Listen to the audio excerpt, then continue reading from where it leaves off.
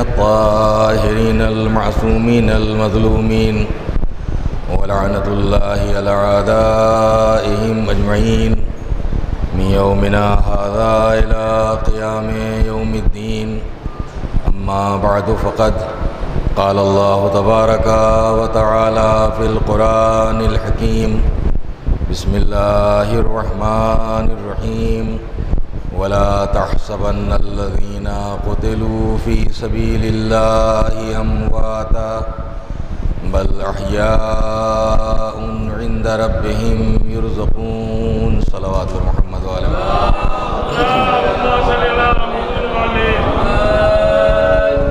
سورہ آل عمران کی مشہور و معروف آیت کریمہ ہے.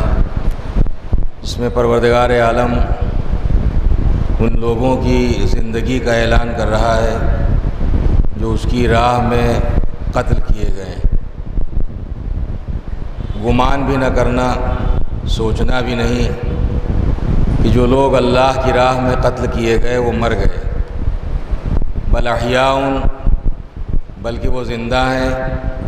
عند ربہم یرزقون، وہ اپنے رب سے روزی پا رہے ہیں.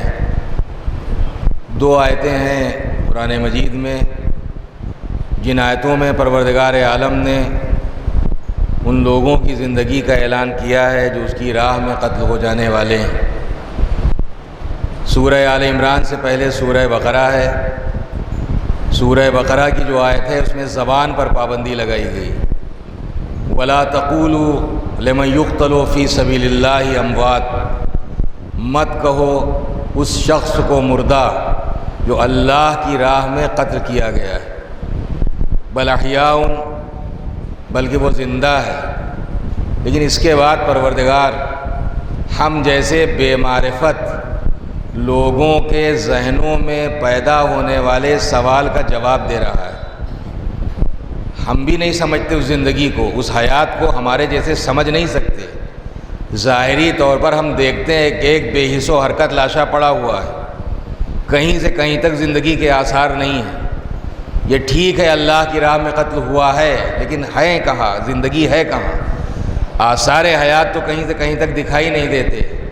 لہذا ہم جیسے حقیقت میں اس زندگی کو سمجھ نہیں سکتے. شاید اسی لیے آگے ارشاد ہے: وَلَٰكِن لَا تَشْعُرُونَ، تمہارے پاس اتنا سینس اور اتنا شعور نہیں ہے کہ تم اس زندگی کو سمجھ سکو جو زندگی قتل ہونے کے بعد ہم نے اسے عطا کی ہے. لہذا اگر تم ہماری ذات پر ایمان رکھتے ہو تو فقط ذات پر ایمان رکھنا کافی نہیں ہے، بلکہ اگر ذات پر ایمان رکھتے ہو تو میری بات پر بھی ایمان رکھو. اس لیے کہ جب ذات معتبر ہوتی ہے تو بات تو خود بخود معتبر ہو جاتی ہے. خالق موت و حیات کی حیثیت سے میں یہ اعلان کر رہا ہوں کہ اگر یہ میری راہ میں قتل ہوا ہے تو خبردار نہ کہنا کہ مر گیا ہے، بلکہ یہ زندہ ہے. لیکن اس زندگی کو سمجھ نہیں سکتے ہو جو زندگی قتل ہونے کے بعد ہم نے اسے عطا کی ہے.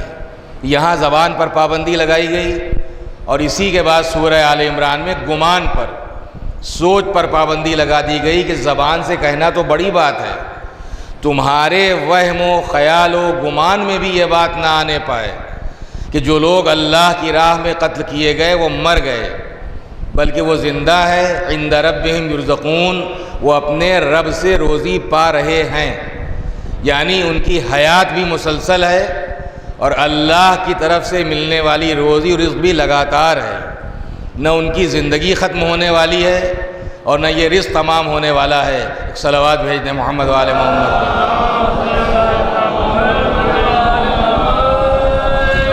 ایک مرتبہ صلوات بھیج دیں محمد و آل محمد.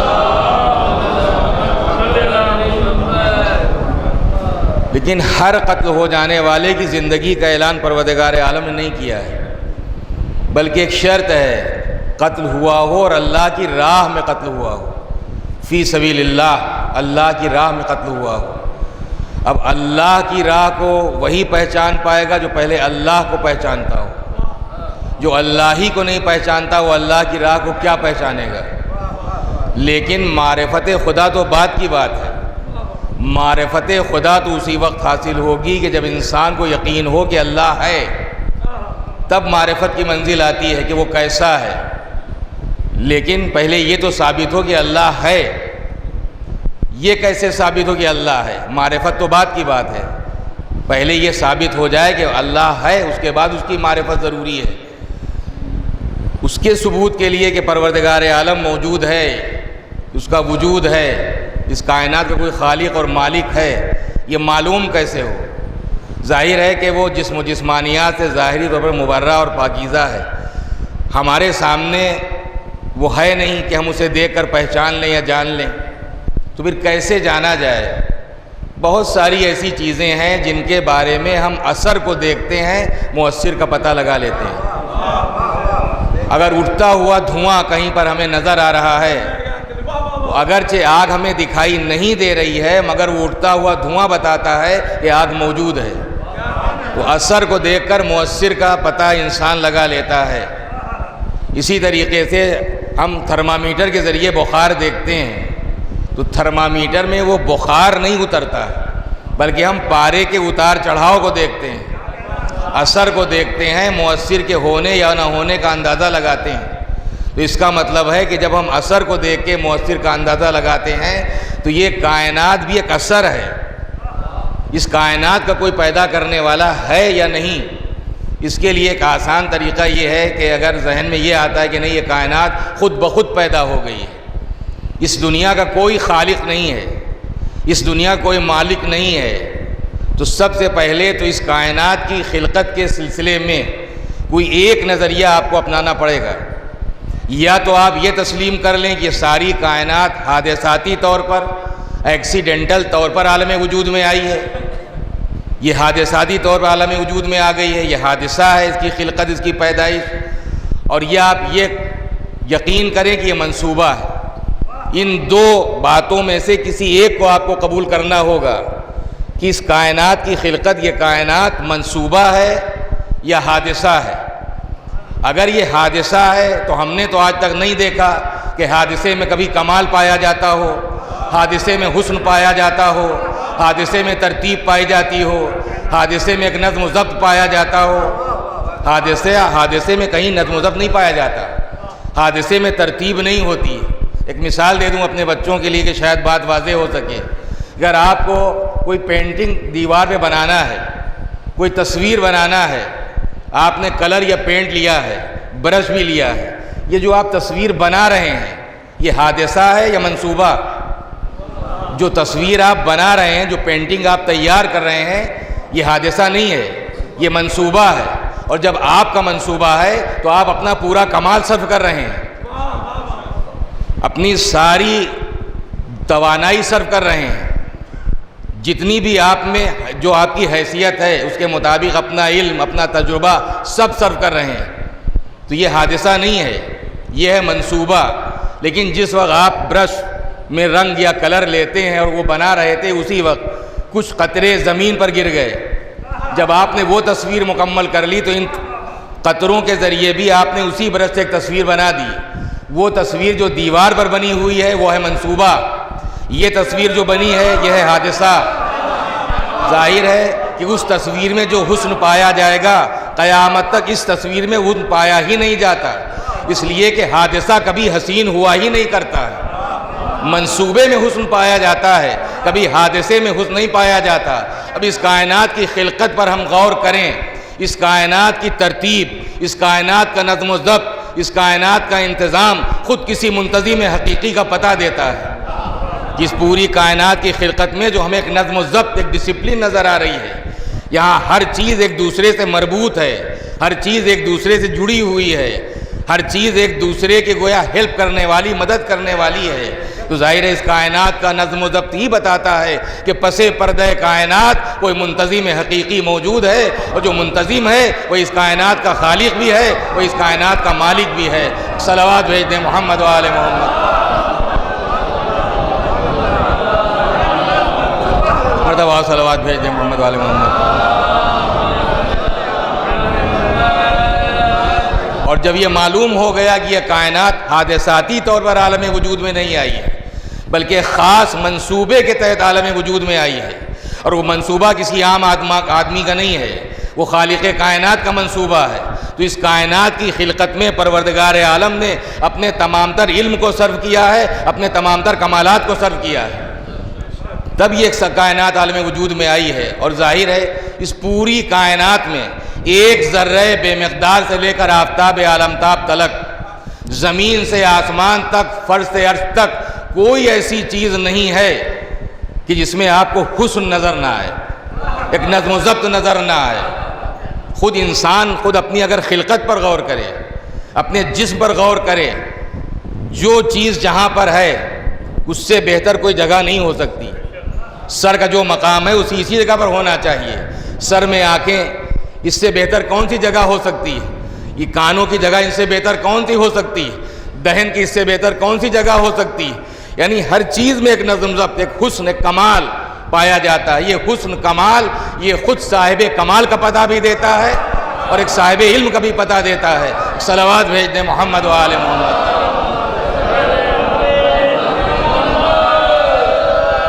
اور اب ظاہر ہے کہ جب یہ کائنات عالم وجود میں آئی ہے، اس کا مطلب یہ ہے کہ یہ حادث ہے، یہ قدیم نہیں ہے. قدیم تو فقط ذات پروردگار ہے. اسی لیے اب ظاہر ہے کہ اس کی ذات ایسی ہے کہ وہ لائق اشارہ بھی نہیں ہے. یہ تو ہم اپنے آپ کو ایک دوسرے کو سمجھانے کے لیے لفظوں کا استعمال کرنا ہماری مجبوری ہے، ورنہ وہ تو لفظوں سے بھی پرے ہے. لفظ تو لفظ ہیں، وہ اشاروں سے پرے ہے. خود مولائے متقیان فرماتے ہیں کہ پروردگار وہ ہے جو لائق اشارہ بھی نہیں ہے. ہم کہہ تو دیتے ہیں وہ، لیکن جب ہم وہ کہتے ہیں تو وہ محدود ہو جاتا ہے. محدود ہو جانا مخلوق کی شان ہے، خالق کی شان ہی نہیں ہے. صلوات بھیجیں محمد و آل محمد. تو سمجھنے اور سمجھانے کے لیے ہمیں اشارے دینا پڑتے ہیں، ہمیں الفاظ کا استعمال کرنا پڑتا ہے. یہ ہماری مجبوری ہے، اس کا کمال ہے. اس کی مجبوری نہیں ہے، یہ اس کا کمال ہے کہ وہ لائق اشارہ بھی نہیں ہے. وہ لفظوں کی گرفت بھی نہیں آ سکتا، وہ لفظوں کی گرفت سے بہت پرے ہے، بہت باہر ہے. لہذا وہ قدیم ہے، ہمیشہ سے ہمیشہ رہے گا. اور جس میں خود ہونے کی صلاحیت ہے اس کو ہمیشہ سے ہونا ہی چاہیے. اگر یہ کائنات از خود ہونے کی صلاحیت رکھتی تھی تو یہ جس دن عالم وجود میں آئی ہے اسی دن عالم وجود میں کیوں آئی ہے؟ اس کو تو ہمیشہ سے ہونا چاہیے. جب خود میں ہونے کی صلاحیت ہے، خود سے ہونے کی صلاحیت ہے، تو جس دن ہو رہی ہے اس دن کیوں ہو رہی ہے؟ اس سے پہلے کیوں نہ ہو گئی؟ اس کا مطلب جس میں خود ہونے کی صلاحیت ہے اسے قدیم ہونا چاہیے، اور جو قدیم ہوگا وہ قادر بھی ہوگا. اسی لیے ہم اپنے بچوں کو جب صفات ثبوتیہ کی تعلیم دیتے ہیں تو اس میں پہلی صفت پروردگار عالم بتاتے ہیں وہ قدیم ہے. یعنی اس میں از خود جب ہونے کی صلاحیت ہے تو وہ ہمیشہ سے ہے اور ہمیشہ رہے گا. خالق کی شان ہی یہی ہے. وہ مخلوق ہے کہ جو نہ ہمیشہ سے تھی نہ ہمیشہ رہے گی، لیکن خالق ہمیشہ سے اور ہمیشہ رہے گا. جو قدیم ہے وہ قادر بھی ہے، اور وہ قادر ایسا ہے اس کی دی ہوئی قدرت سے کچھ نہ کچھ تو ہم بھی بنا لیتے ہیں. لیکن ہم کچھ نہ کچھ کب بناتے ہیں؟ جب کچھ نہ کچھ ہو. کچھ نہ کچھ ہو تو ہم کچھ نہ کچھ بناتے ہیں. پروردگار ایسا قادر ہے کہ وہ کچھ نہیں سے سب کچھ بنا دیتا ہے. کچھ نہیں سے سب کچھ بنا دیتا ہے. اسی لیے مولائے متقیان امیر المومنین علی ابن ابی طالب علیہ السلام ارشاد فرماتے ہیں کہ پروردگار عالم نے اس کائنات کو عدم سے وجود عطا کیا ہے. یعنی یہ کائنات کچھ بھی نہیں تھی، کچھ بھی نہیں تھی. پروردگار عالم نے عدم اور عدم کے بعد وجود، اور خود ہماری خلقت بھی. ہم پہلے عدم میں تھے، یعنی کچھ بھی نہیں تھے. اس کے بعد آپ اس کو عالم ذر کہیے یا عالم ارواح کہیے. سب سے پہلی خلقت جو ہماری ہوئی ہے وہ عالم ذر میں ہوئی ہے یا عالم ارواح میں ہوئی ہے. اب عالم ذر سے عالم ارواح میں ہم صلب پدر میں آئے ہیں، تو اب ہمارے لیے وہ عالم ذر سے پہلے والا وہ عدم ہو گیا، یہ ہو گیا وجود. اس کے بعد جب ہم عالم ذر یا عالم ارواح سے صلب پدر میں آئے تو صلب پدر میں ہمارا وجود ہوا. اس سے پہلے ہو گیا آدم، اور اس کے بعد جب ہم صلب پدر سے رحم مادر میں آئے تو صلب پدر ہو گیا آدم، رحم مادر میں ہو گیا ہمارا وجود. رحم مادر سے ہم شکم مادر، اور شکم مادر ہم آغوش مادر میں آئے تو شکم مادر والی حیات ہو گئی عدم. یہ جو آغوش مادر والی حیات ہو گئی وجود. تو یہ عدم اور وجود سے انسان خود کی خلقت عدم وجود ہے. پہلے عدم ہے، اس کے بعد وجود ہے، اور یہ وجود بڑھتا چلا جاتا ہے۔ اسی طریقے سے جس دن ہم اس دنیا سے رخصت ہو جائیں گے، یہ دنیا کی زندگی عدم ہو جائے گی، اس آخرت کی زندگی وجود ہو جائے گی۔ صلوات بھیج دیں محمد و آل محمد۔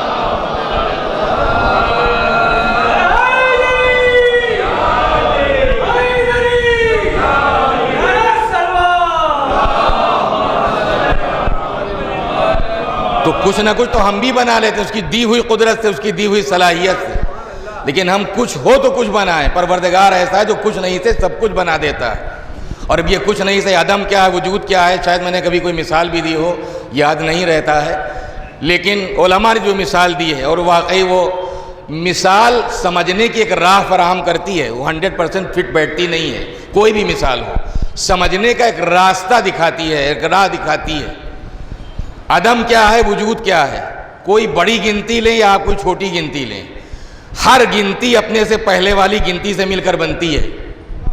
اگر آپ کہتے ہیں 10 تو 10 کاہے سے بنا ہے؟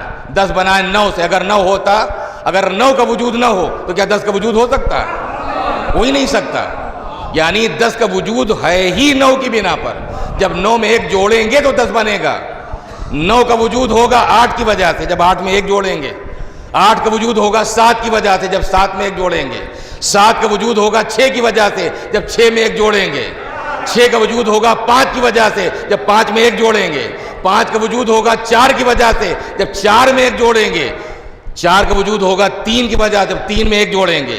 3 کا وجود ہوگا 2 کی وجہ سے، جب 2 میں 1 جوڑیں گے۔ اور 2 کا وجود ہوگا 1 کی وجہ سے، جب 1 میں 1 جوڑیں گے۔ یعنی اگر آپ متوجہ ہیں اس مثال کی طرف، تو ہر بڑی گنتی اپنے سے چھوٹی والی گنتی سے مل کر بنتی ہے۔ تو 2 تک تو بات سمجھ میں آتی ہے، 2 تک تو بات سمجھ میں آ رہی ہے کہ 1 1 2، یعنی 2 سے پہلے، لیکن 2 سے پہلے 1، تو اگر 2 1 سے بنا ہے تو 1 کاہے سے بنا ہے؟ اگر 2 1 اور 1 جڑ کر بنا ہے تو 1 کاہے سے بنا ہے؟ اس لیے کہ 1 سے پہلے 0 کا مطلب یہ کچھ نہیں، یعنی عدم۔ بس جس طریقے سے 0 کے فوراً بعد 1 کا وجود ہے، اسی طریقے کائنات عدم کے پردے میں تھی، پروردگار عالم نے اسے عدم سے وجود عطا کیا ہے۔ ظاہر کوئی نہ کوئی اس وجود کی اکائی تو ہونا چاہیے، اس وجود کی کوئی اکائی۔ اب یہ 1، چاہے آپ لاکھ لکھیں، چاہے کروڑ لکھیں، چاہے ارب لکھیں، چاہے شنگ لکھیں، چاہے ماشنگ لکھیں، یہ 1 کا وجود ہر جگہ باقی رہے گا۔ اگر 1 ہے تو 10 ہیں، اور 1 ہے تو 1 کی وجہ سے 20 بھی ہیں، یعنی سینکڑے اسی 1 کی وجہ سے، دہائی اسی 1 کی وجہ سے، ہزار اسی 1 کی وجہ سے۔ تو اس کائنات کی اکائی کیا ہے؟ بڑی سے بڑی گنتی ہے، لیکن اکائی تو 1 ہے۔ یہ اکائی دہائی میں بھی شامل، یہ اکائی سینکڑے میں بھی شامل، یہ اکائی ہزار میں بھی شامل، یہ اکائی لاکھ میں بھی شامل، لیکن اس کائنات کی اکائی کیا ہے؟ اب مجھے نہیں معلوم کہ اہل دنیا کا فلسفہ کیا ہے، لیکن ہمارے مذہب کی دنیا میں اس کائنات کی پہلی اکائی کا نام ہے نور محمد مصطفیٰ صلی اللہ علیہ وآلہ وسلم۔ صلوات بھیجیں محمد و آل محمد۔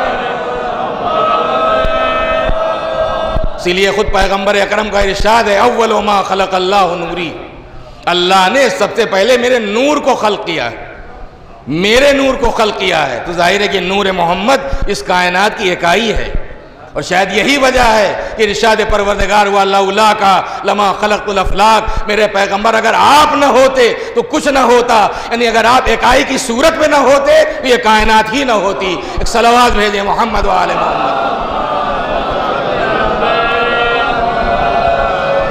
تو سب سے پہلے وجود پروردگار، وجود پروردگار کے بعد وہ پروردگار کیسا ہے؟ وہ قدیم ہے، وہ قادر ہے، وہ مدرک ہے، یعنی بغیر آنکھ کان کے ہم دیکھنے کے لیے آنکھوں کے محتاج ہیں، سننے کے لیے کان کے محتاج ہیں، بولنے کے لیے زبان کے محتاج ہیں، لیکن پروردگار نہ بولنے کے لیے زبان کا محتاج ہے، نہ سننے کے لیے کانوں کا محتاج ہے، نہ دیکھنے کے لیے آنکھوں کا محتاج۔ مدرک، وہ حی ہے، یعنی ایسا زندہ ہے جو کبھی مر ہی نہیں سکتا۔ اس کے بعد وہ مرید ہے، جو چاہے کرے، جو چاہے نہ کرے۔ ارادہ تو ہم بھی رکھتے ہیں، لیکن ہم کبھی ارادہ کرتے ہیں، کبھی ہمارے ادارے کے ارادے کے مطابق ہوتا ہے اور کبھی ہمارے ارادے کے مطابق نہیں ہوتا ہے۔ یعنی اگر ہم کہتے ہیں یہ ہماری ہی زندگی ہے، میں اکثر کہتا ہوں کہ اگر ہم کہہ دیتے یہ ہماری ہی زندگی ہے اور اگر واقعاً یہ ہماری ہی زندگی ہے، سچ مچ یہ ہماری زندگی ہے، 100% اپنی زندگی پر ہم پورا اختیار رکھنے والے ہیں، تو اس زندگی میں کبھی ہمیں ناکامی کا منہ نہیں دیکھنا چاہیے۔ جب ہماری اپنی زندگی ہے، ہماری اپنی کوششیں ہیں، ہماری اپنی پلاننگ ہے، ہمارا اپنا پروگرام ہے، ہماری اپنی اسکیم ہے، تو ہمارا ہر پروگرام کامیاب ہونا چاہیے، ہماری ہر اسکیم کامیاب ہونا چاہیے، ہماری ہر پلاننگ کامیاب ہونا چاہیے۔ لیکن انسان کبھی کامیاب ہوتا ہے، کبھی ناکام ہوتا ہے۔ یہ تمام جتن کرنے کے بعد یہ کامیابی اور ناکامی خود اس بات کی علامت ہے کہ ہماری زندگی کا ریموٹ ہمارے ہاتھ میں نہیں ہے، کسی بااختیار ذات کے ہاتھ میں ہے۔ صلوات بھیج دیں محمد و آل محمد۔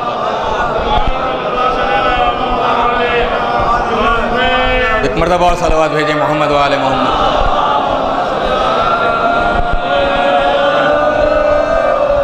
اب اس کے بعد جو صفات ثبوتیہ ہیں، جانتے ہیں بچوں کی باتیں ہیں، متکلم ہے وہ۔ متکلم کا کیا مطلب ہے؟ یعنی وہ کلام کرنے والا ہے۔ ہمیں کلام کرنے کے لیے زبان کی ضرورت ہے، ہم بغیر زبان کے کلام نہیں کر سکتے، لیکن پروردگار ایسا متکلم ہے کہ اسے زبان کی ضرورت نہیں ہے۔ اور ظاہر ہے کہ جو مولا نے فرمایا کہ من عرف نفسہ فقد عرف ربہ، وہ یوں ہی نہیں ہے، اس کے پیچھے فلسفہ ہی یہی ہے۔ چونکہ روح مجرد ہے، روح ایبسٹریکٹ ہے، روح مرکب نہیں ہے، روح کسی چیز سے مل کر نہیں بنی ہے۔ اس مادی جسم میں جب تک روح کا کنیکشن اس مادی جسم سے رہتا ہے، ریلیشن رہتا ہے، واسطہ رہتا ہے، مطلب رہتا ہے، جڑی رہتی ہے روح، اس وقت تک تو سننے کے لیے کانوں کی ضرورت ہے، بولنے کے لیے زبان کی ضرورت ہے، دیکھنے کے لیے آنکھ کی ضرورت ہے، سوچنے کے لیے دماغ کی ضرورت ہے۔ لیکن جب روح ہے مجرد، روح ہے ایبسٹریکٹ، جب اس جسم انسانی سے رابطہ ختم ہو گیا تو اب روح انسانی کو بھی دیکھنے کے لیے آنکھوں کی ضرورت نہیں ہے، سننے کے لیے کانوں کی ضرورت نہیں ہے۔ اور اگر آپ سمجھتے ہیں کہ نہیں ان کو بھی ضرورت ہے تو یہ ایصال ثواب کیا ہے؟ یہ ان کو پہنچ رہا ہے یا نہیں پہنچ رہا ہے؟ اور روایات معصومین کو اگر آپ دیکھیں، بہت سارے اوقات ایسے ہیں، خاص طور جمعہ اور شب جمعہ کی شاید روایت مل جائے گی آپ کو، کہ ارواح اپنے گھروں کے سامنے آتی ہیں، فریادی ہوتی ہیں کہ کچھ تو ہمارے لیے بھیج دو، کچھ تو ہمارے لیے سامان کر دو۔ تو ظاہر ہے کہ روح کو دیکھنے کے لیے آنکھ کی ضرورت نہیں ہے۔ تو اگر روح کو دیکھنے کی آنکھ کی ضرورت نہیں ہے، جو نہیں ہے، تو جو خالق روح ہے اس کو آنکھوں کی کیا ضرورت ہے؟ اور ظاہر ہے کہ پھر وہ تو محدود ہو جائے گا۔ محدود ہو جانا خالق کی شان نہیں ہے، مخلوق کی شان ہے۔ لہذا وہ متکلم ہے۔ متکلم یعنی جس چیز میں چاہے اپنی آواز پیدا کر دے۔ جس طریقے سے حضرت موسیٰ کے لیے درخت سے آواز آنے لگی، تو درخت میں اللہ، ظاہر ہے کہ اللہ میاں اس میں گھس کے بیٹھ نہیں گئے تھے۔ ہمارے عقائد میں یہ بھی ہے صفات سلبیہ کہ وہ حلول نہیں کرتا، یعنی پروردگار نہ کسی چیز میں آ سکتا ہے، سما سکتا ہے، نہ اس میں کوئی چیز سما سکتی ہے۔ ہمارے ہاں اوترت ہونے کا کوئی عقیدہ نہیں ہے۔ اللہ اوترت نہیں ہوتا، وہ اپنے پیغامبر بھیجتا ہے، وہ نبی بھیجتا ہے، جو اس کو خبریں پہنچانا ہے اس کے لیے ایک نبی منتخب کرتا ہے، جو پیغامات دینا ہے ان پیغامات کے لیے ایک پیغامبر بھیجتا ہے، انسانوں کی رہبری کے لیے امام مقرر کرتا ہے، مگر وہ امام کی شکل میں آتا نہیں ہے، وہ نبی کی شکل میں خود آتا نہیں ہے، وہ رسول کی شکل میں خود آتا نہیں ہے۔ اس لیے کہ اگر وہ اوترت ہو رہا ہے تو اس کا مطلب وہ سما رہا ہے، وہ حلول کر رہا ہے، اور جب حلول کر رہا ہے تو جس میں حلول کرے گا وہ چیز ہو جائے گی بڑی، حلول کرنے والا ہو جائے گا چھوٹا، اور جب وہ بڑا ہو گیا تو پھر اکبر کہاں رہا؟ جس میں حلول کر رہا ہے پھر وہ چیز بڑی ہو جائے گی، اکبر پھر وہ ہو جائے گا۔ لہذا وہ حلول نہیں کرتا، نہ اس میں کوئی چیز سما سکتی ہے اور نہ وہ کسی چیز میں سما سکتا ہے۔ لہذا حلول کا عقیدہ ہمارے ہاں نہیں ہے۔ لیکن میں نے عرض کیا کہ متکلم ہے، جس چیز میں چاہے آواز پیدا کر، جیسے حضرت موسیٰ کے لیے آواز آنے لگی، جہاں چاہے اگر اس کا ارادہ ہو جائے تو اس دیوار سے آواز آنے لگے، اس کا ارادہ ہو جائے تو یہ پنکھا بولنے لگے۔ لیکن جب بھی آواز آئے گی تو ہر آواز کا ایک لہجہ ہوتا ہے۔ ابھی یہ بچے پڑھ رہے تھے، ان کا اپنا ایک لہجہ تھا۔ ابھی آپ سوسخانی کر رہے تھے، آپ کا اپنا ایک لہجہ تھا۔ میں پڑھ رہا ہوں، میرا اپنا ایک لہجہ ہے۔ تو ہر ایک کا اپنا ایک لہجہ ہے۔ جب آواز ہوگی تو آواز کا ایک لہجہ ہوگا. پروردگار متکلم ہے، جب متکلم ہے تو کلام کرنے والا ہے، جب کلام کرنے والا ہے تو جب کلام کرے گا تو کوئی لہجہ ہوگا. اب کس موقع پر کلام کیا، کس موقع پر کلام نہیں کیا. حضرت موسیٰ کے لیے آواز آئی، مجھے نہیں معلوم کس لہجے میں بات ہوئی ہے، لیکن جب پیغمبر اکرم سے گفتگو ہوئی ہے معراج کی شب، جب پیغمبر اس مقام عرفہ و اعلیٰ تک گئے ہیں کہ جہاں نہ کوئی نبی پہنچا، نہ کوئی رسول پہنچا، نہ کوئی ملک مقرب پہنچا، تو کون بتائے ہمارے جیسا کہ وہ منزل کیا تھی، وہاں کا ماحول کیا تھا، وہاں کیا تھا. جب کوئی گیا ہی نہیں تو بتائے کیا. کوئی ملک مقرب بھی تو نہیں پہنچا، کوئی نبی تو اس منزل تک نہیں پہنچا، کوئی رسول بھی تو نہیں لے جایا گیا. یہ تو فقط پیغمبر کو عظمت حاصل ہوئی ہے کہ پیغمبر اس مقام تک گئے ہیں. لیکن روایتیں تو آپ کو مل جائیں گی، ہو سکتا ہے ان روایتوں کو پڑھنے کے بعد آپ کی سمجھ میں سب آ جائے، لیکن ہمارے جیسے ان روایتوں کو پڑھنے دماغ یوں ہونے لگتا ہے، کچھ سمجھ میں آتا نہیں ہے. کچھ بھی سمجھ میں نہیں آتا ان روایات کو پڑھ کے کہ وہ معراج میں کون سی منزل تھی، کیا تھا وہاں. کس پردے کی بات کی جاتی کہ پردہ کیسا پردہ پڑا ہوا تھا، کوئی اسکائی ٹائپ کا پردہ، کوئی ٹاٹ کا پردہ، ریشم کا پردہ، کاہے کا پردہ. پردہ یعنی رکاوٹ، پردہ یعنی اس کے آگے پیغمبر کچھ دیکھ نہیں پا رہے ہیں. اس کا مطلب ہے ایک حد جبریل کی تھی، جبریل اپنی حد پر رک گئے اور یہ کہہ کر رک گئے اگر آگے بڑھوں تو بالوں پر جل جائیں گے. اور یہ کہہ کر ہم سب کو ایک پیغام دے دیا کہ اگر اپنی عزت و آبرو بچانا چاہتے ہو تو ہمیشہ اپنی حد میں رہنا. اگر حد سے بڑھو گے، اب وہاں انہوں نے بالوں پر کہا، یہاں ظاہر ہے کہ ہم خود ہی ذلت و رسوائی کا شکار ہو جائیں گے جب اپنی حد سے بڑھیں گے. ورنہ کیا مطلب کہ آگے بڑھوں تو بالوں پر جل جائیں گے. یعنی جو ہمارا مقام ہے ہم اپنے مقام و مرتبے سے گر جائیں گے تو ذلت و رسوائی کا ہم خود اپنے سبب بن جائیں گے.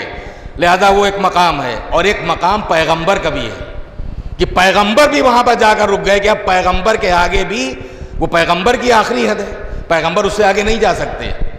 لیکن ظاہر ہے کہ بلایا ہے، بغیر بلائے تو گئے نہیں ہیں.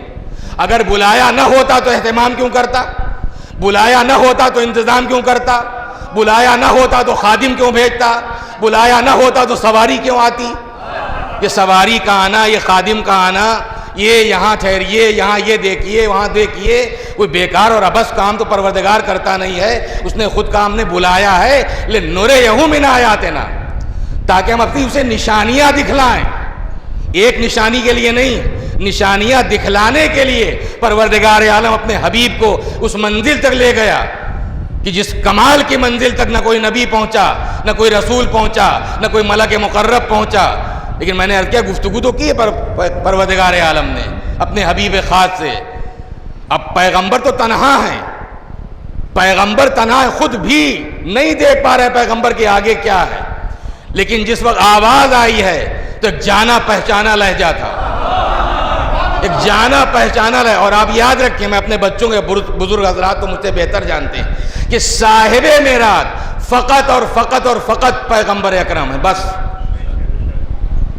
صاحب معراج فقط پیغمبر اکرم ہیں. پروردگار عالم نے سورہ اسراء کی پہلی آیت میں دو بندوں کی میرا تذکرہ نہیں کیا ہے، ایک بندے کی میرا ذکر کیا ہے، سبحان الذی اسریٰ بعبدہ. اب یہ پروردگار کی عدالت کے خلاف ہے کہ بلائے دو کو اعلان ایک کا کرے، لہذا بلایا بھی ایک کو ہے اور ایک ہی گیا ہے.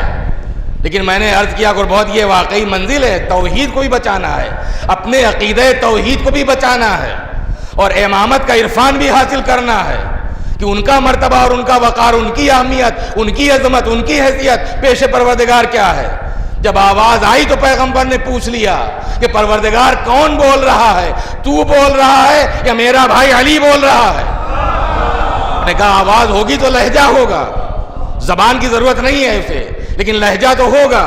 اب جب ارشاد پروردگار ہوا، میرے حبیب میری ذات کا قیاس کسی مخلوق پر نہیں ہو سکتا، لیکن میں نے تم سے گفتگو کے لیے تمہارے بھائی علی ابن ابی طالب کا لہجہ اس لیے اختیار کیا کہ اس پوری کائنات میں اگر تم کسی ذات کو سب سے زیادہ عزیز رکھتے ہو، سب سے زیادہ محبت کرتے ہو، وہ ذات علی ابن ابی طالب کی ہے. ایک صلوات بھیجے محمد و آل محمد. صلوات بھیجیں محمد والے محمد پر۔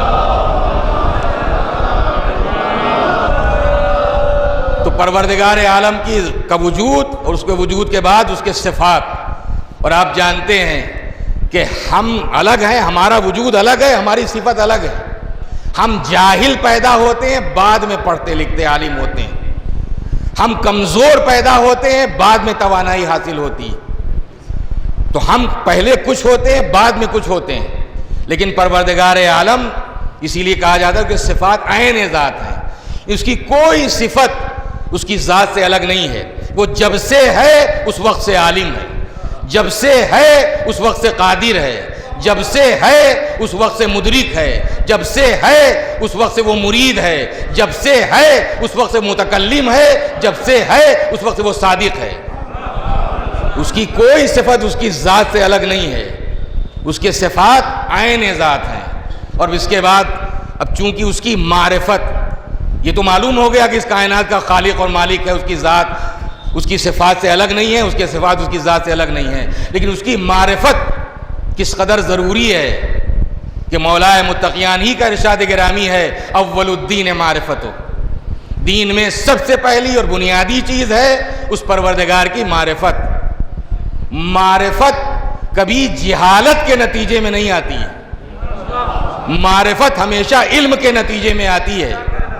جیسا علم ہوگا ویسی معرفت ہوگی، اور جتنا علم ہوگا اتنی معرفت ہوگی۔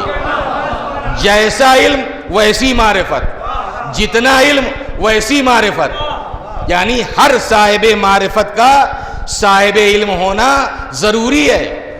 ممکن نہیں ہے کہ صاحب معرفت ہو اور جاہل ہو۔ معرفت علم کے نتیجے میں حاصل ہوتی ہے، لیکن کیا ہر پڑھا لکھا، ہر ایجوکیٹڈ، ہر صاحب علم صاحب معرفت ہوتا ہے؟ اگر ہر صاحب علم صاحب معرفت ہوتا تو ان پڑھے لکھے لوگوں کے ذریعے دنیا کی بربادی کے سامان نہ ہوتے، دنیا کی آبادی کے سامان ہوتے۔ جاہلوں کے ذریعے انسانوں کو، انسانیت کو اتنا نقصان نہیں پہنچا۔ وہ اگر نقصان پہنچانا بھی چاہیں گے تو کتنا نقصان پہنچائیں گے؟ ان کا دائرہ کار ہی بیچاروں کا، ان کی فکر ہی کیا ہوتی ہے؟ اگر کوئی جاہل نقصان پہنچانے پہ آئے تو کتنا نقصان پہنچائے گا؟ جتنی اس دسترس ہے، جتنی اس کی حیثیت ہے۔ لیکن اگر کوئی پڑھا لکھا نقصان پہنچانے پہ آ جائے تو پوری انسانی تباہ کر دیتا ہے۔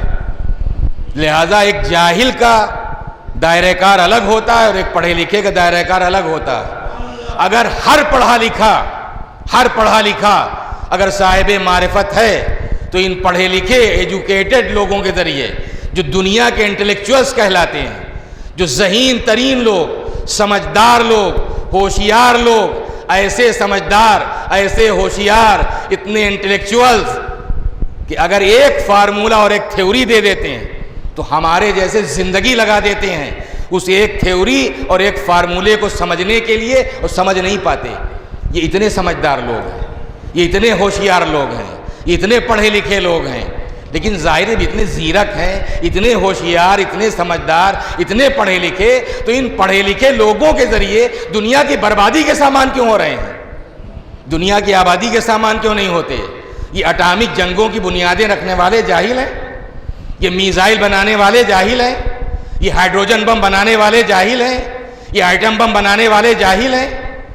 دنیا کے سب سے زیادہ پڑھے لکھے لوگ، سب سے زیادہ سمجھدار لوگ، سب سے زیادہ ہوشیار لوگ، لیکن یہ دنیا کی بربادی کے سامان ہی تو ہیں کہ ہم یہ بم ماریں گے تو اتنی آبادی ختم ہو جائے گی، اور یہ میزائل ہم مارائیں گے تو اس کی رینج اتنی ہے اور یہ اتنی تباہی مچا دے گا۔ یہ بربادی کے سامان ہے۔ یہ آبادی کے سامان کیوں نہیں کرتے؟ یہ ان کی سوچ منفی کیوں ہوتی ہے؟ ان کی سوچ مثبت کیوں نہیں ہوتی؟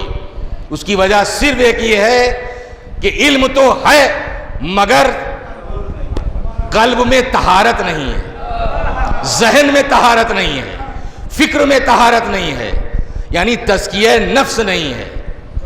علم تو ہے مگر طہارت نفس نہیں ہے، اور اگر طہارت نفس نہیں ہے تو چاہے انسان مدرسے میں پڑھے اور چاہے اسکول میں پڑھے کوئی فرق نہیں پڑتا، کوئی فرق نہیں پڑتا۔ اور تقسیم تو ہم نے کی ہے کہ مدرسے میں پڑھا جانے والا علم یہ دین کا علم ہے، اور جو کالجوں میں پڑھایا جا رہا ہے یہ دنیا کا علم ہے۔ یہ تقسیم ہم نے کہ مذہب نے کوئی تقسیم نہیں کی ہے. ہو سکتا ہے جسے ہم دین کا علم کہہ رہے ہیں وہی علم دنیا کا علم ہو جائے, اور جسے ہم دنیا کا علم کہہ رہے ہیں وہی علم دین کا علم ہو جائے. یہ تو صرف نیت کے اوپر ہے کہ آپ کس نیت سے علم حاصل کر رہے ہیں. اگر فقط دنیا کمانے کے لیے علم دین حاصل کیا جا رہا ہے تو یہ دین کا علم نہیں ہے, یہی دنیا کا علم ہے.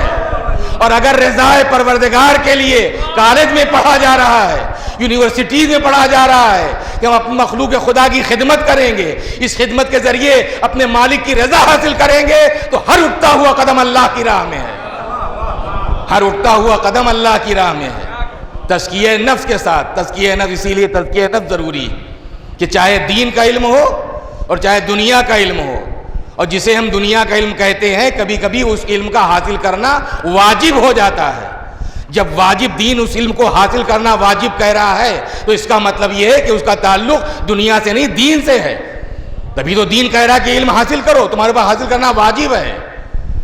کون سا علم؟ اگر خدا نہ خواستہ وبا پھیلی ہوئی ہے, لوگ بیمار ہو رہے ہیں, کوئی ڈاکٹر نہیں, کوئی طبیب نہیں, کوئی علاج کرنے والا نہیں, لوگ مر بھی رہے ہیں اور لوگ بیمار بھی ہو رہے ہیں.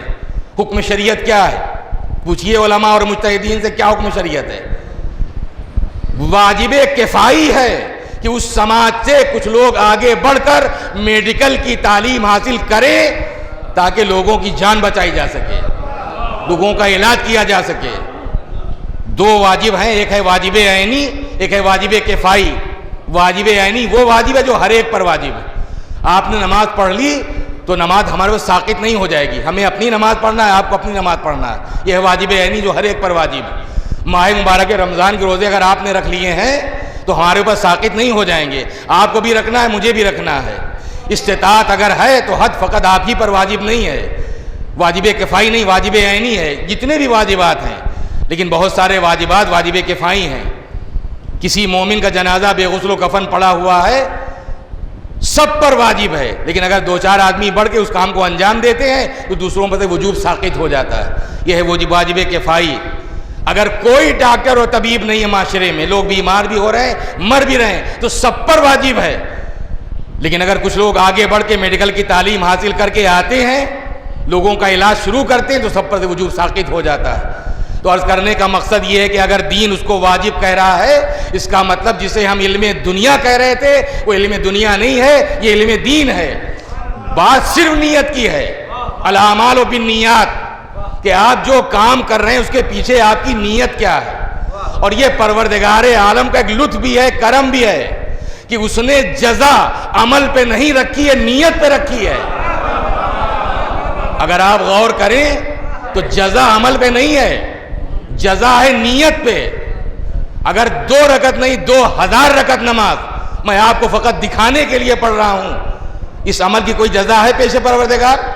ہم نے 2000 رکعت نماز آپ کے دکھانے کے لیے پڑھ رکھی ہے, اور ہر مرتبہ کہتے کہ قربتاً اللہ تھی, قربتاً الناس, کہتے تھے قربتاً اللہ لوگوں کی دکھانے کے لیے, لیکن قربتاً اللہ تو تھی نہیں, قربتاً الناس تھی, لوگوں کی دکھانے کے لیے. اس عمل کی کوئی حیثیت نہیں ہے.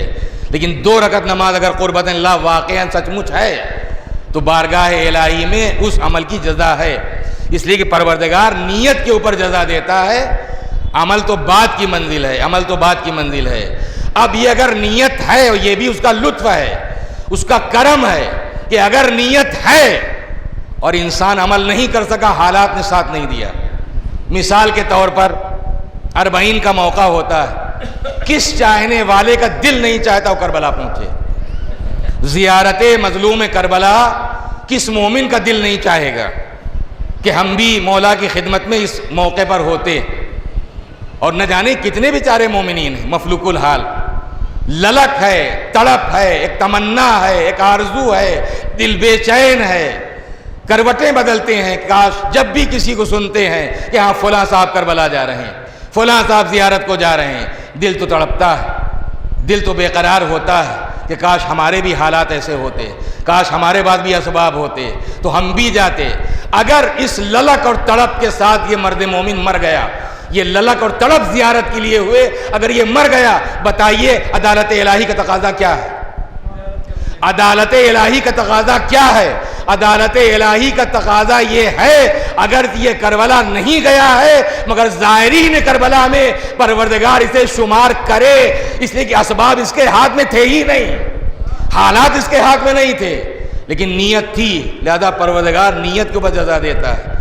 اور جب اس کے لطف و کرم کی بات آئی ہے تو آپ جانتے بھی ہیں، تو تذکر ہے کہ نیک عمل کی نیت اگر آپ نے کر لی اور کسی وجہ سے مجبوراً آپ اس عمل کو انجام نہیں دے سکے تو پروردگار آپ کو جزا دے گا، لیکن خدا نخواستہ اگر کسی گناہ کی آپ نے نیت کی ہے تو جب تک آپ عمل کر نہ لے جائیں اس وقت کوئی سزا پروردگار دیتا ہی نہیں ہے۔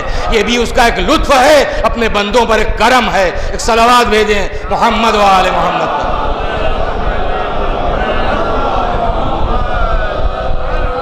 ایک مرتبہ صلوات بھیج دیں محمد و آل محمد۔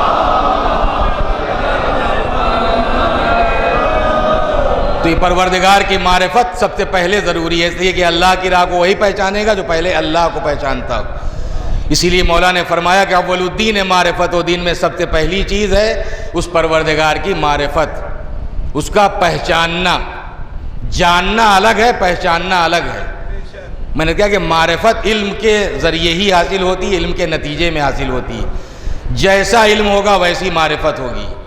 اب جن لوگوں کی زندگی کا اعلان پروردگار عالم نے کیا ہے ان کو رزق مل رہا ہے، ان کی حیات بھی لگاتار ہے، ملنے والا رزق بھی مسلسل ہے، لیکن کوئی معمولی رزق پروردگار نہیں دیتا ہے، بلکہ ان کو رزق حسن مل رہا ہے، بہترین روزی مل رہی ہے۔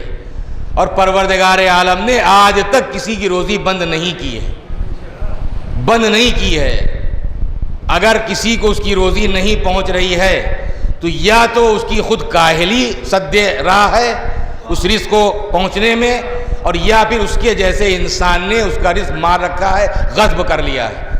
ورنہ پروردگار کی طرف سے تو ہر ایک کی روزی حاصل ہوتی ہے، ہر ایک کی روزی، وہ روزی رساں ہے، لیکن ہاں ظاہر ہے کہ وہ تو ہر ایک کو روزی دیتا ہے، ہمہ وقت روزی دیتا ہے، لیکن بہترین موقع اور بہترین وقت جو برکت کا وقت ہے، جو روزی کا وقت ہے، جس کو کہتے ہیں روزی تقسیم ہونے کا وقت، وہ کون سا وقت ہے؟ وہ ظاہر ہے کہ خود صادق آل محمد امام جعفر صادق علیہ السلام کا ارشاد گرامی ہے۔ مولا فرماتے ہیں کہ نماز فجر سے فارغ ہونے کے بعد، نماز فجر سے فارغ ہونے کے بعد طلوع آفتاب تک، یعنی سورج نکلنے تک مصلی پر بیٹھ کر ذکر الہی، ذکر خدا کرتے رہنا، یہ رزق کے لیے دن بھر مارے پھرنے سے بہتر ہے، بہترین موقع ہے۔ لیکن اب چونکہ ہماری پوری، ہم ہوں یا آپ، ہم اور آپ، ایسا نہیں کہ ہم یہاں ممبر پر آ گئے تو آپ سے کچھ الگ ہو گئے، ہم بھی اسی سماج کا حصہ ہیں۔ جو خرابیاں سماج میں ہم سب میں ہیں، وہ ہمارے اندر بھی خرابی ہے کہ جو برکت کا وقت ہے، ہماری پوری زندگی اس وقت مصنوعی ہوتی جا رہی ہے اور غیر فطری ہوتی جا رہی، ان نیچرل ہوتی جا رہی ہے۔ اللہ نے جو سونے کا وقت معین کیا تھا وہ ہمارے جاگنے کا وقت ہو گیا، جو جاگنے کا وقت معین کیا تھا وہ ہمارے سونے کا وقت ہو گیا، جو ناشتے کا وقت تھا، جو کھانے کا وقت تھا وہ اب ناشتے کا ہو گیا۔ ہماری زندگی ان نیچرل ہوتی جا رہی ہے، غیر فطری ہوتی جا رہی ہے، اور اس غیر فطری زندگی گزار کے سکون نہیں مل سکتا۔ اطمینان تو تبھی ملے گا جب انسان اپنی فطرت کے مطابق زندگی بسر کرنے والا ہو۔ ایک صلوات بھیج دیں محمد و آل محمد۔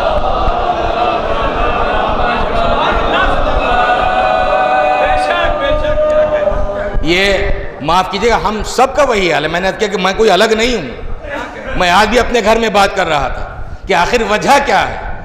ہر انسان، جو بزرگ میری بات کی تائید کریں گے، بچے تو شاید اس کو ابھی نہ سمجھ سکیں، لیکن بزرگ تائید کریں گے کہ ہم اپنے بچپن میں جو برکتیں دیکھتے تھے گھر کے اندر، وہ برکتیں آج ہمارے گھروں میں نہیں ہیں۔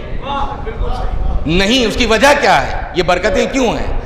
انسان محنت کر رہا ہے، محنت میں کمی نہیں ہے، مشقت کر رہا ہے، خون پسینہ ایک کر رہا ہے، گھر بھر کما رہا ہے، لیکن سکون نہیں ہے، چین نہیں ہے، اطمینان نہیں ہے، ایک اضطرابی کیفیت ہے۔ ایک چیز ہے برکت، برکت زیادہ مال برکت کا ذریعہ نہیں ہے، اور نہ کم مال برکت کا ذریعہ ہے۔ برکت عطا کرنے والا تو وہی ہے، جیسے اطمینان عطا کرنے والا وہی ہے۔ اطمینان کا کوئی تعلق نہ دولت سے ہے، نہ غربت سے ہے، نہ صحت سے ہے، نہ مرض سے ہے، نہ زندگی سے ہے، نہ موت سے ہے۔ یہ نہیں کہ ہاں دولت ہو جائے گی تو ہم مطمئن ہو جائیں گے، اور اگر دولت نہیں تو ہم غریب ہو جائیں گے تو مطمئن ہو جائیں گے، ہم صحت مند ہو جائیں گے تو مطمئن ہو جائیں گے، ہم مریض ہو جائیں گے تو مطمئن ہو جائیں گے، ہم زندہ رہیں گے تو مطمئن رہیں گے، ہم مر جائیں گے تو کچھ تعلق نہیں ہے۔ میں سمجھتا ہوں کہ اطمینان فقط اور فقط اللہ کی طرف سے اس بندے کو ایک گفٹ ہے۔ اطمینان اللہ کا ایک تحفہ ہے اپنے بندے کو، اور یہ اطمینان اسی بندے کو حاصل ہوتا ہے جو دولت میں اطمینان تلاش نہیں کرتا، غربت میں اطمینان تلاش نہیں کرتا، صحت میں اطمینان تلاش نہیں کرتا، مرض میں اطمینان تلاش نہیں کرتا، بلکہ ذکر الہی میں اطمینان تلاش کرتا ہے۔ الا بذکر اللہ تطمئن القلوب، الا بذکر اللہ تطمئن القلوب۔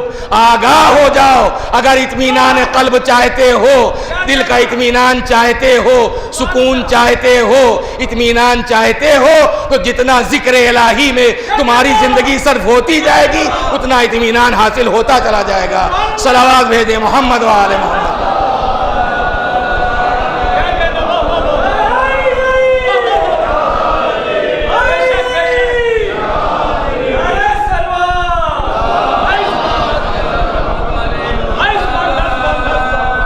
اور جب اطمینان حاصل ہو جاتا ہے، کچھ ضروری نہیں ہے، اگر اطمینان حاصل ہو گیا ہے، ذکر الہی کا نتیجہ اطمینان قلب ہے۔ الا بذکر اللہ تطمئن القلوب، آگاہ ہو جاؤ کہ ذکر الہی ہی اطمینان قلب کا ذریعہ ہے۔ اسی ذریعے سے دل کو سکون حاصل ہوتا ہے، اسی ذریعے سے ذکر الہی کے ذریعے ہی اطمینان قلب حاصل ہوتا ہے۔ میں نے کہا کہ ضروری نہیں کہ دولت ہو جائے تو اطمینان آ جائے، غربت ہو جائے تو اطمینان آ جائے، کوئی تعلق ان چیزوں سے اطمینان کا نہیں ہے۔ اطمینان اللہ کا ایک تحفہ ہے اس انسان کو، ذکر الہی کے نتیجے میں اطمینان حاصل ہوتا ہے۔ ہو سکتا ہے انسان مصائب کے ہجوم میں ہو، مصیبتوں میں گرفتار ہو اور دل مطمئن ہو، جو ہم نے کربلا میں دیکھا۔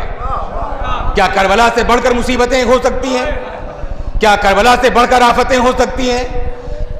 لیکن تاریخ کربلا گواہ ہے کہ جیسے جیسے روز عاشوراء قربانیوں کا سلسلہ آگے بڑھ رہا تھا، امام کے چہرے کا رنگ نکھرتا جا رہا تھا۔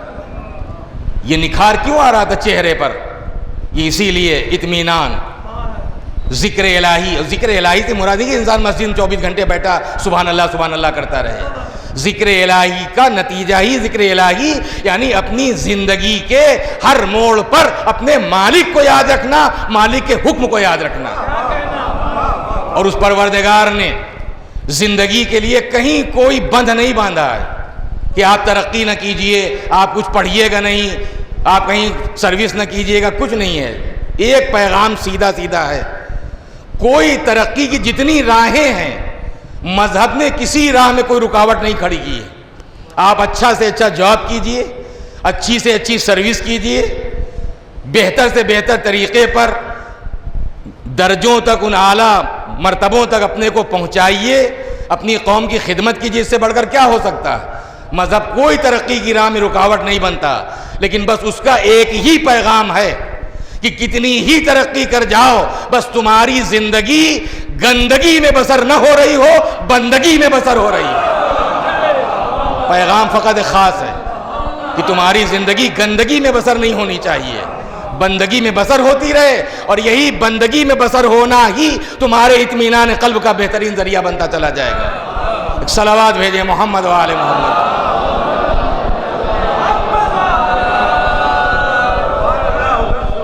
تو یہ رزق پروردگار عالم ہر ایک کو دیتا ہے۔ ظاہر ہے کہ میں نے عرض کیا کہ ہماری پوری زندگی ان نیچرل ہوتی جا رہی، غیر فطری زندگی ہوتی جا رہی ہے۔ جو ہمارے جاگنے کا وقت تھا وہ ہمارے سونے کا وقت ہو گیا، جو ہمارے سونے کا وقت تھا وہ ہمارے جاگنے کا وقت ہو گیا۔ اور اس منزل پر میں چونکہ جاگنے اور سونے کی بات آئی ہے، میں اپنے تمام ان نوجوانوں کو جو پڑھ رہے ہیں، جو تعلیم حاصل کر رہے ہیں، جو ایجوکیشن کی لائن میں پڑھ رہے ہیں، اللہ سب کو ترقی عطا کرے۔ سب ہمارے تمام بچے، ہمارے وہ تمام نوجوان جو ایک مستقبل کی فکر میں لگے ہوئے ہیں، اللہ ان سب کا مستقبل روشن اور تابناک کر دے۔ عزت کی زندگی گزارنے والے ہوں، سماج کی خدمت کرنے والے ہوں، سماج کی مدد کرنے والے ہوں، اپنے کو عزت دلانے والے، اپنی قوم کو عزت دلانے والے، اپنے دین کو عزت دلانے والے، اپنے سماج کو عزت دلانے والے ہوں۔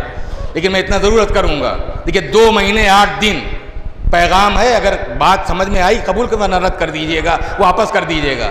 2 مہینے 8 دن الحمدللہ، ظاہر ہے پروگراموں کی کمی نہیں ہے، چھوٹی سے چھوٹی بستی آپ کا الحمدللہ، اللہ اس بستی کو آباد رکھے، سارے گھر آباد رہیں، سارے عزادار آباد رہیں، کوئی دشواری پریشانی نہ ہو، ماشاءاللہ سے ایک بڑی آبادی ہے۔ ظاہر ہے جب ہم جیسے چھوٹی آبادی والے وہاں ہر روزانہ پروگرام ہے تو بڑی آبادی مجھ سے زیادہ پروگرام ہوں گے، لیکن ان پروگراموں کے پیچھے شاید میری بات کڑوی لگ جائے، اپنے مستقبل کو تاریک نہ کر لیجئے گا۔ 2 مہینے 8 دن ضروری نہیں ہے کہ آپ ہر پروگرام میں شریک ہوں۔ میں بزرگوں سے بات نہیں کر رہا ہوں، میں اپنے ان بچوں سے، اپنے نوجوانوں سے بات کر رہا ہوں جو پڑھ رہے ہیں، کسی بھی کلاس میں ہوں، کوئی بھی کام کر رہے ہوں، چھوٹے کلاس میں بڑے کلاس میں، اگر آپ ابھی پڑھ رہے ہیں تو ان پروگراموں کے پیچھے میں نہیں کہتا آپ مجلسوں میں نہ آئیے، میں نہیں کہتا کہ آپ جلوسوں میں شرکت نہ کیجئے، میں نہیں کہتا کہ آپ شب بیداری کا اہتمام نہ کیجئے، نہیں، شب بیداریاں کیجئے، مجلسیں کیجئے، جلوس نکالیے، لیکن اتنا ضرور خیال رہے کہ فیوچر آپ کا ڈارک نہ ہونے پائے، آپ کا مستقبل تاریک نہ ہونے پائے۔ اس لیے کہ ہم جس دور سے گزر رہے ہیں، بزرگ حضرات مجھ سے بہتر جانتے ہیں، ماشاءاللہ پڑھے لکھے افراد موجود ہیں، حالات پر پوری نظر رکھنے والے بھی موجود ہیں، ہم بہت نازک دور سے گزر رہے ہیں، ہم سمجھ نہیں پا رہے ہیں کہ ہم کتنے نازک دور سے گزر رہے ہیں۔ ہر آنے والا دن ایک نئی پریشانی لے کر آنے والا ہے یا آ رہا ہے۔ اگر آپ حالات پر، دنیا کے حالات پر اور ملک کے حالات پر اگر آپ نظر رکھنے والے ہیں تو ہر آنے والا دن ایک نئی پریشانی لے کر آ رہا ہے، اور آپ یہ نہ سمجھیں کہ آپ کا کچھ نہیں بگاڑا جائے گا۔ کبھی آپ ان لوگوں سے بات کیجئے اگر موقع مل جائے جو ابھی اس سسٹم میں ہیں، کہ کیسی کیسی پلاننگ ہو رہی ہے، کیسی کیسی پلاننگ ہو رہی ہے، کیا کیا ہو رہا ہے، کہاں پہنچایا جائے گا اس سماج کو۔ ساری باتیں کہیں نہیں جا سکتی لیکن محسوس کی جا سکتی ہیں، ہر صاحب عقل محسوس کر سکتا ہے۔ لہذا جو اس وقت سماج کو ضرورت ہے، 3 چیزوں کی اہم ترین ضرورت ہر وقت سماج کو رہی ہے اور آج بھی رہے گی اور کل بھی رہے گی، اور اس کی طرف ہر پڑھے لکھے کو متوجہ ہونا چاہیے۔ اللہ نے جس کو جس صلاحیت کا، جس استعداد کا بنایا ہے، اپنی تمام تر استعداد، تمام تر صلاحیتیں، جو بھی تجربہ، علم، جو کچھ بھی ہے، اگر ہم چاہتے ہیں کہ باعزت زندگی گزارے اور ہمارا سماج باعزت سماج بنے، تو اس کے لیے 3 چیزیں اس وقت بہت ضروری ہیں، ہمیشہ ضروری ہیں۔ ایک ایجوکیشن، دوسرے ہیلتھ، اور تیسرے کاروبار۔ اگر یہ 3 چیزیں کسی سماج میں مضبوط ہو جائیں گی تو اس سماج کو گرا نہیں سکتا، اگر کوئی گرانا بھی چاہے گا تو گرا نہیں پائے گا۔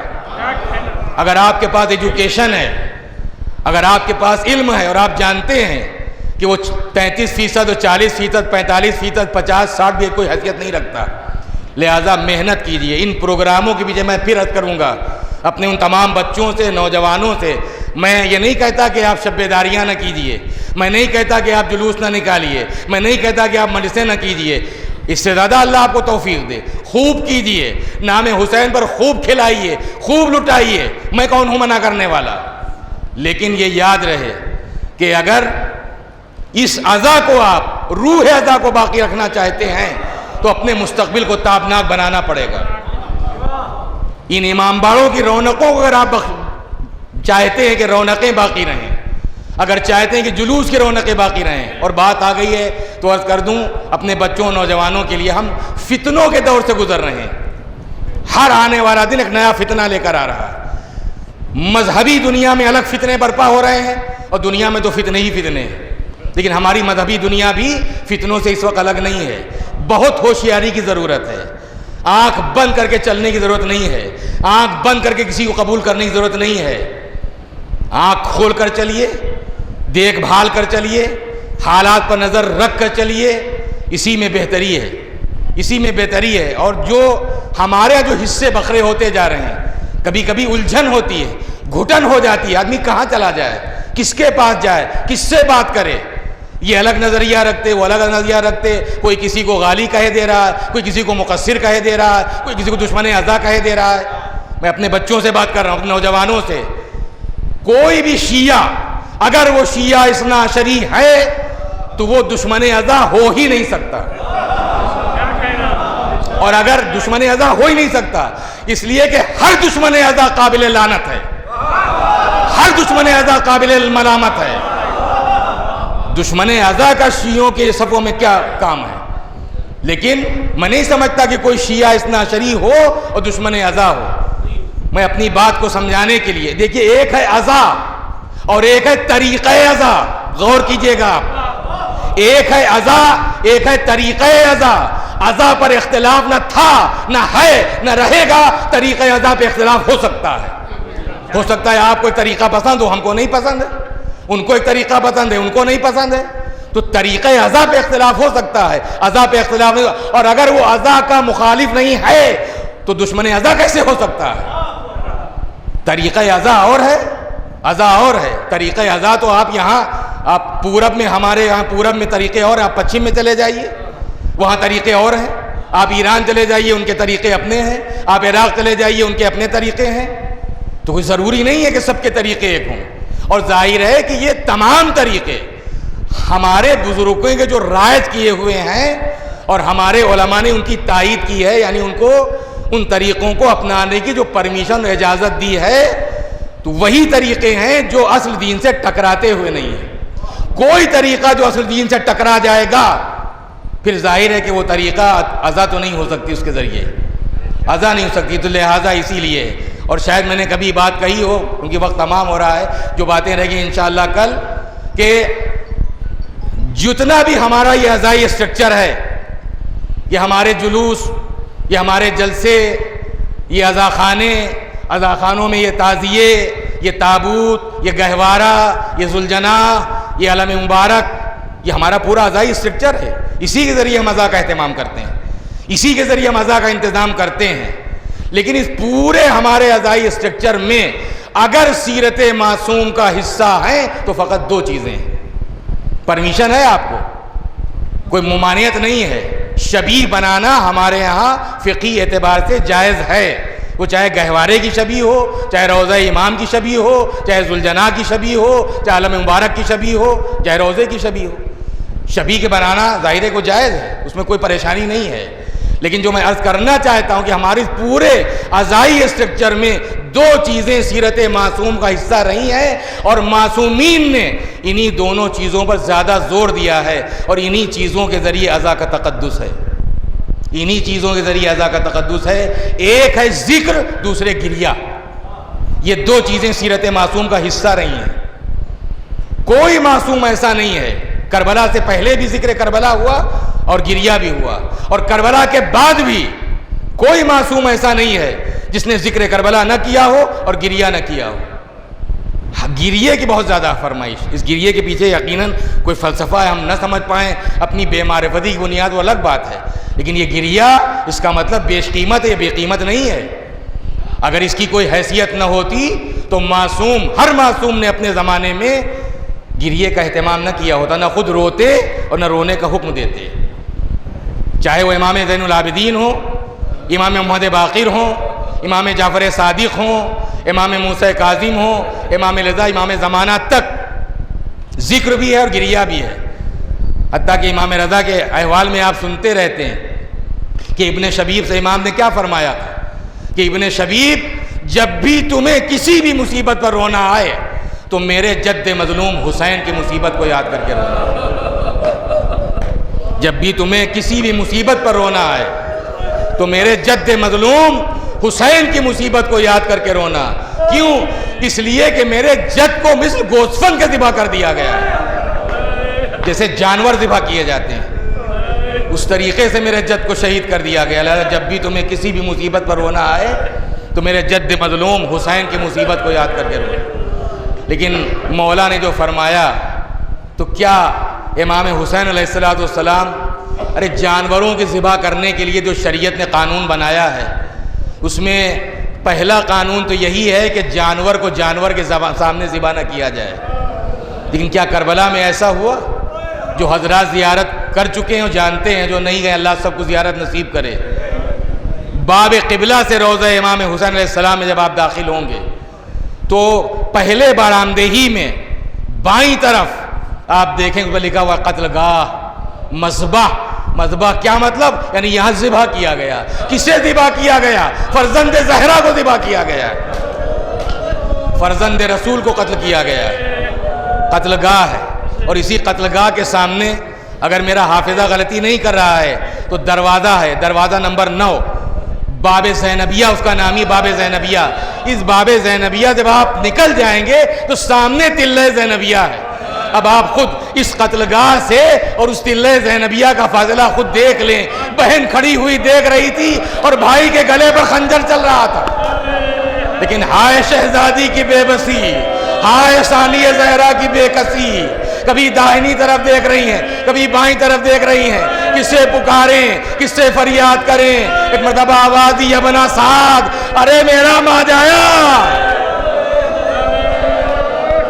میرا ماجایا ذبح ہو رہا ہے اور تو کھڑا دیکھ رہا ہے۔ تو ایک تو یہاں جانوروں کی ذبح کے لیے شرط ہے کہ جانور کو جانور کے سامنے ذبح نہ کیا جائے، اور یہاں بہن کے سامنے بھائی کو ذبح کر دیا گیا۔ دوسری وجہ یہ ہے کہ جانور کو بھوکا پیاسا نہ ذبح کیا جائے۔ یہ اسی لیے مدینے واپسی کے بعد امام زین العابدین جب کسی قصاب کو گوسفند کو ذبح کرنے کے لیے لے جاتے ہوئے دیکھتے تو یہی تو پوچھتے تھے، بھائی تو نے اسے دانے اور پانی سے بھلا سیراب کر لیا؟ اور جب وہ کہتا تھا کہ مولا ہم آپ کے جد کی شریعت پر عمل کرنے والے ہیں، ہم جانوروں کو بھوکا پیاسا ذبح نہیں کرتے، تو آواز دیتے تھے بابا جانور تک بھوکے پیاسے نہیں مارے جاتے، ارے آپ کو ظالموں نے 3 دن کا بھوکا پیاسا ذبح کر دیا۔ اجرکم اللہ، خدا کسی غم میں نہ رلائے سوائے غم ائمہ معصومین اور غم شہداء کربلا کے۔ اجرکم اللہ، لہذا 3 دن کا بھوکا پیاسا امام مظلوم کو قتل کیا گیا۔ پھر آخر وجہ کیا ہے؟ کیوں امام نے فرمایا کہ میرے جد کو مثل گوسفند کے ذبح کر دیا گیا؟ علماء نے بس فقط یہی توجیہ بیان کی کہ 2 وجہیں تو سمجھ میں نہیں آتی، لیکن ایک تیسری وجہ یہ ہے کہ جب بھی کوئی جانور ذبح ہوتا ہے لوگ کھڑے ہو کر تماشا دیکھتے ہیں، کوئی اسے بچانے والا نہیں ہوتا۔ ارے کربلا میں فرزند زہرا ذبح کیا جا رہا تھا، چاروں طرف اشقیاء گھیرے ہوئے تھے، کوئی کہنے والا نہ تھا ظالموں کسے ذبح کر رہے ہو؟ ارے اس گلے کو پیغمبر چوما کرتے تھے، اس گلے کے بوسے لیا کرتے تھے۔ یہ وہ حسین ہے جس کے لیے سجدوں کو طول دیا کرتے تھے، یہ وہ مظلوم ہے جسے کاندھوں پر سوار کرتے تھے، یہی وہ مظلوم ہے جسے پیغمبر نے زبان چسا کے پالا، یہی وہ بے کس ہے جسے فاطمہ نے چکیاں پیس کر پالا۔ اجرکم اللہ، اجرکم اللہ۔ کہتا گریا ہر امام نے گریے پر زور دیا، اور ذکر بھی کیا ہے، ذکر کرایا بھی ہے، کرنے کی فرمائش بھی کی ہے، اور اس کے بعد پھر خود بھی روئے ہیں اور فرمائش بھی کی اگر رو۔ اور یہی 2 چیزیں تھیں، امام حسین پر گریا، امام زین العابدین بھی کربلا اور کوفے اور شام کی تمام مصیبتوں میں سب سے زیادہ 2 مصیبتیں یاد کر کے ہمیشہ روتے رہے، ایک باپ کی پیاس اور دوسرے بے پردگی اہل حرم، کہ جب پانی سامنے آتا تھا فرماتے تھے ہائے میرا بابا پیاسا مارا گیا، میرا بابا پیاسا مارا گیا۔ اور ایک بے پردگی اہل حرم، بے پردگی اہل حرم، شام کے بازاروں میں سیدانیوں کا بے پردہ بے مقنع ردا پھرایا جانا امام کے دل پر ایسا شاخ تھا کہ اگر کبھی بازار مدینہ سے گزرے، بازار میں پہنچے، ایک چیخ ماری اور گرے، بے ہوش ہو گئے۔ جب ہوش آیا کسی نے پوچھا مولا آپ تو بازار سے گزر رہے تھے کہ آپ چیخ مار کر بے ہوش کیوں ہو گئے؟ فرماتے تھے ہائے جب میں بازار سے گزرا مجھے بازار شام یاد آ گیا، وہ شام کا بازار، وہ تماشائیوں کا مجمع، وہ میری بہنیں اور بھوبیاں بے پردہ بلوائے عام میں آگے آگے آواز دینے والا، آؤ آؤ تماشا دیکھو، یہ محمد کی نواسیاں، علی و فاطمہ کی بیٹیاں، قیدیان فرنگ کے مانے۔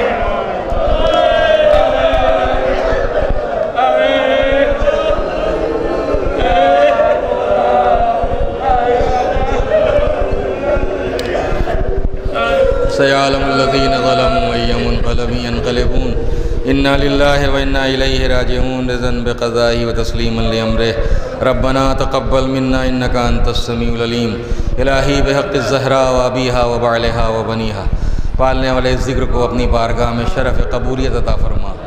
کریم پروردگار تجھے واسطہ محمد اور آل محمد علیہ السلام کا ہم سب کے گناہان کبیرہ و صغیرہ کو بخش دے، ہر مومن ہر مومنہ کی ہم سب کی تمام دینی دنیاوی ضرورتوں اور حاجتوں کو پورا کر دے۔ پالنے والے کفار و مشرکین و منافقین و یہود و نصارہ کے شر سے تمام صاحبان ایمان کی جان و مال عزت آبرو کی حفاظت فرما۔ دشمنان دین و ایمان کی کمر ہمت کو توڑ دے، ان کے بازوؤں کو شل کر دے، ان کی زبانوں کو گم کر دے، ان کی عقلوں کو معوف کر دے، ان کی صفوں کو منتشر کر دے۔ اس دور غیبت امام میں ہم سب کو اپنی معرفت عطا فرما، پیغمبر اکرم کی معرفت، صدیقہ طاہرہ کی معرفت، ائمہ معصومین علیہم الصلاۃ والسلام کی معرفت، بالخصوص سرکار حضرت حجت کی معرفت، تاکہ ہماری موت جاہلیت کی موت نہ ہو۔ پروردگار جو انہوں اس دنیا سے رخصت ہو چکے ہیں ان سب کی مغفرت فرما، ان کی تنگی لحد کو دور کر دے، ان کی قبروں کو منور کر دے، ان کو جوار رحمت میں جگہ عنایت فرما، فرزند زہرا کے ظہور میں تعجیل فرما۔ ہم سب کا شمار حضرت کے آوان و انصار میں ماتم حسین